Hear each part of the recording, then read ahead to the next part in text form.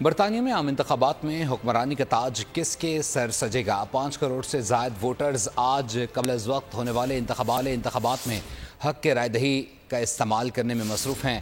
Voting کا عمل پرسکون انداز میں جاری ہے۔ مزید تفصیلات جان لیتے لندن سے ہمارے نمائندے عبدالمجید اپڈیٹ کیجیے گا۔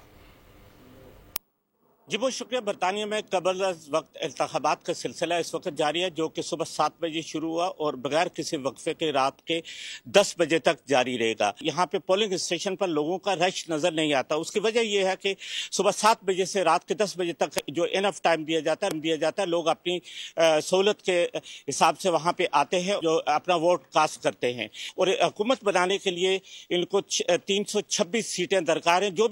جو بھی پارٹی 626 سیٹیں لے کر آئے گی وہ اس ایوان میں حکومت بنا سکے گی۔ پولنگ اسٹیشن کے اندر کسی قسم کی فوٹو بنانے کی اجازت نہیں ہے۔ اگر آپ ایسے فوٹو بناتے ہوئے پکڑے گئے تو آپ کو 5000 پاؤنڈ کا جرمانہ بھی ہو سکتا ہے۔ اس کے ساتھ ساتھ 6 مہینے کی قید بھی ہو سکتی ہے۔